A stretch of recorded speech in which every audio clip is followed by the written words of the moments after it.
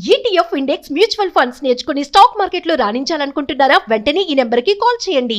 నమస్తే, welcome to Suman TV. నేను మీ విష్ణు. ప్రస్తుతంతో పాటు సర్టిఫైడ్ ఫినాన్షియల్ ప్లానర్ శాంతిరాజ్ గారు ఉన్నారు. వారితో మాట్లాడతాం. నమస్తే శాంతిరాజ్ గారు. నమస్తే విష్ణు గారు.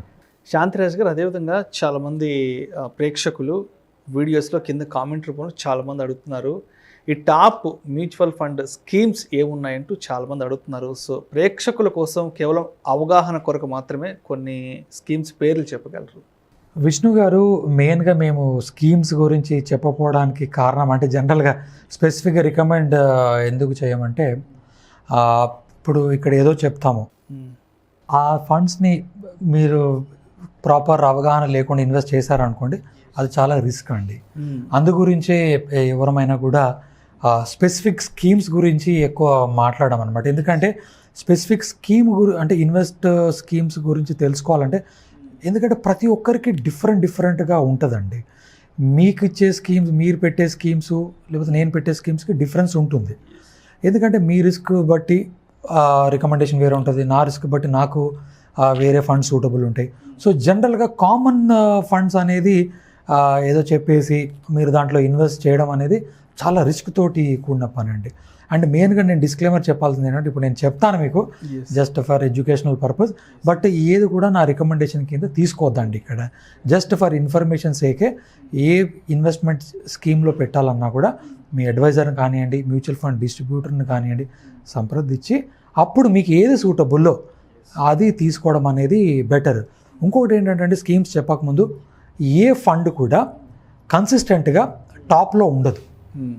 ఇప్పుడు ఒకటి ఉంటుంది, రేపు అది కిందికి వెళ్ళిపోతుంది, రేపు వేరే ఫండ్ రావచ్చు.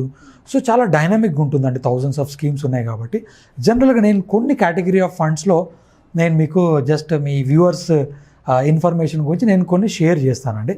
కానీ రికమెండేషన్ లాగా మాత్రం తీసుకోవద్దండి. ఇప్పుడు ఫర్ ఎగ్జాంపుల్ లార్జ్ క్యాప్ తీసుకున్నాం అనుకోండి, 5 years యావరేజ్. జనరల్గా చాలా పారామీటర్స్ ఉంటాయి. నేను ఇప్పుడు ఏంటంటే రిటర్న్స్ అనే పారామీటర్ తీసుకొని నేను మీకు చెప్తున్నానండి. లాస్ట్ 5 years కానీ గమనిస్తే మనం టాప్ 3 ఫండ్స్ ఏవేవి ఉన్నాయని గమనిస్తే, యాక్సిస్ మ్యూచువల్ ఫండ్లో బ్లూ చిప్ ఫండ్ అనేది టాప్లో ఉంది. అండ్ దాని తర్వాత Canara Robeco blue chip fund అనేది ఉంది. And Mirae asset large cap. ఈ ఫండ్స్ అనేది ఆల్మోస్ట్ ఆల్ టాప్ కేటగిరీలో ఉన్నాయి.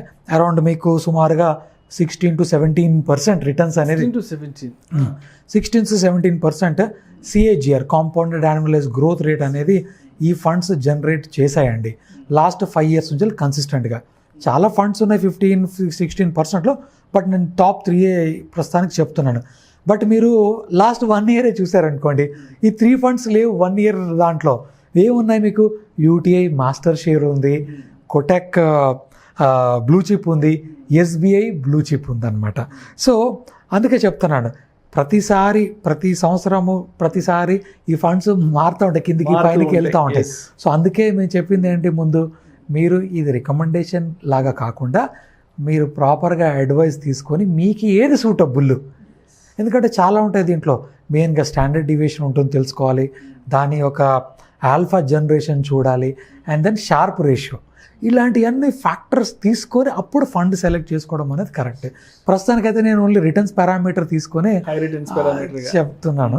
అండ్ దెన్ ఇప్పుడు ఏంటంటే మిడ్ క్యాప్ ఏంటంటే, లార్జ్ క్యాప్ అనేది కాస్తంత రిస్క్ కొంచెం తక్కువ అండి, అంటే కంపేర్ టు మిడ్ క్యాప్లో ఏ ఫండ్స్ ఉన్నాయి?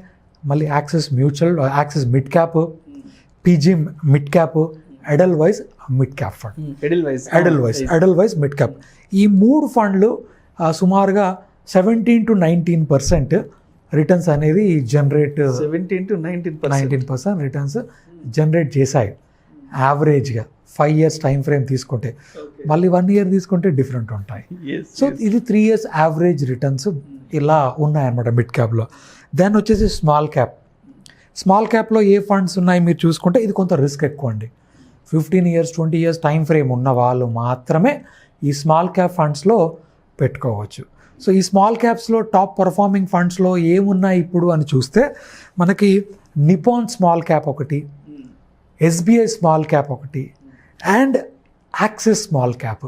ఓకే, ఇవి ఫండ్స్ టాప్ 3లో ఉన్నాయి. సుమారుగా 21 నుంచి 23% మధ్యలో రిటర్న్స్ అనేది జనరేట్ చేశాయి లాస్ట్ 5 years కానీ టైం ఫ్రేమ్ తీసుకుంటే. ఇప్పుడు మీరు గమనించారా ఇక్కడ మనం 5 yearsే చూస్తున్నాము. 5 yearsలో లార్జ్ క్యాప్కి వస్తున్నంత రిస్క్ తక్కువ కాబట్టి మనకి 17% రిటర్న్ జనరేట్ చేసింది. మిడ్ క్యాప్స్ మీకు 19% రిటర్న్ జనరేట్ చేసింది. స్మాల్ క్యాప్స్ మీకు 22 to 23% రిటర్న్స్ జనరేట్ చేసింది. ఇదేంటంటే 1 year రిటర్న్ ఎవ్రీ ఇయర్ 23% ఇచ్చింది, 17 కాదు, యావరేజ్గా. మీరు 2020 ఫిగర్స్ చూసుకుంటే టోటల్లీ డిఫరెంట్, మొత్తం నెగిటివ్ ఉంటుంది. లాస్ట్ ఇయర్ బాగా రన్అప్ వచ్చింది కాబట్టి మీకు యావరేజ్ రిటర్న్ అనేది పుషప్ అయిందనమాట. సో దాంతో ఈ రిటర్న్స్ అనేది జనరేట్ చేద్దాం. అందుకే మేము ఏంటంటే అట్లీస్ట్ ఒక 5 years or 7 years ఉంటే మీరు మొత్తం మార్కెట్ సైకిల్లో పార్టిసిపేట్ చేస్తారు కాబట్టి మీకు ఈ రిటర్న్స్ రావడానికి ఆస్కారం అనేది ఉంటుందన్నమాట. షార్ట్ టర్మ్ అనేది చూడకూడదండి, లాంగ్ రన్లో మాత్రమే బాగుంటుంది. Medium term two long term లోనే మీకు ఇట్లాంటి రిటర్న్స్ అనేది జనరేట్ చేస్తుంది. ఏమాత్రం కూడా ఈ రిటర్న్స్ మళ్ళీ రిప్లికా అయితే అంటే మళ్ళీ వస్తాయని నేను గ్యారంటీ చెప్పట్లేదు, కానీ ఇవి పాస్ట్ పర్ఫార్మెన్స్ చూసే చెప్తున్నాను. మరీ ఒకసారి ఏంటంటే కంపల్సరీగా మీ మ్యూచువల్ ఫండ్ డిస్ట్రిబ్యూటర్ని, అడ్వైజర్ని సంప్రదించే మీరు ఎంత రిస్క్ తీసుకోగలుగుతారో, ఏ ఫండ్స్లో మీరు ఇన్వెస్ట్ చేయాలో వాళ్ళని అడ్వైస్ తీసుకొని మంచి పోర్ట్ఫోలియోని మీరు బిల్డ్ చేయొచ్చు అనమాట. ఈ ఫండ్స్లోనే బ్లైండ్గా పెట్టకండి. ఇది నా రికమెండేషన్ మాత్రం అస్సలకే కాదండి, అది మాత్రం నా పక్కా డిస్క్లైమర్. ఇప్పుడు ఒకటి విష్ణు గారు, ఫ్లెక్సీ క్యాప్ అనేది ఒక కేటగిరీ ఉందండి. ఈ ఫ్లెక్సీ క్యాప్ అనేది ఏంటి, జనరల్గా లార్జ్ క్యాప్లో మీకు 85% మినిమం లార్జ్ క్యాప్ ఉండాలి. తర్వాత మీకు మిడ్ క్యాప్ అనుకోండి, స్మాల్ క్యాప్ అనుకోండి 65% మినిమం ఉండాలి. ఒక టైం ఫ్రేమ్, ఒక బౌండరీ అనేది గీసేశాడు సెబీ అనేది. సో ఆ బౌండరీలోనే వీళ్ళు ఉండాలి. ఫ్లెక్సీ క్యాప్ అలా కాదు. Flexi cap, large cap, mid cap, small క్యాప్లో ఫండ్ మేనేజర్ వ్యూస్ ప్రకారము, మార్కెట్ సినారియో ప్రకారం, వాల్యుయేషన్స్ ప్రకారము ఆయన ఏ సెక్టర్లో అయినా పెట్టుకోవడానికి ఆస్కారం ఉంటుంది. దీంట్లో ఏంటి మీకు Parag Parekh, PGIM flexi cap, DSP flexi cap, UTF flexi cap, ఇవి టాప్ 3లో ఉన్నాయన్నమాట. అరౌండ్ 16 to 20% రేంజ్లో మీకు రిటర్న్స్ అనేది ఈ ఫండ్స్ జనరేట్ చేశాయన్నమాట. సో ఇలాంటి ఫండ్స్లో మనకి ఈక్విటీ ఓరియంటెడ్గా నేను మీకు చెప్పాను. అదేవిధంగా మీకు హైబ్రిడ్ ఫండ్స్లో కూడా చాలా ఫండ్స్ మీకు ఉన్నాయి. దాంట్లో ఐసిఐసిఐ కానివ్వండి, తర్వాత కోటాక్ కానివ్వండి, లేదంటే నిపాన్ బ్యాలెన్స్ అడ్వాంటేజ్ ఫండ్ కానివ్వండి.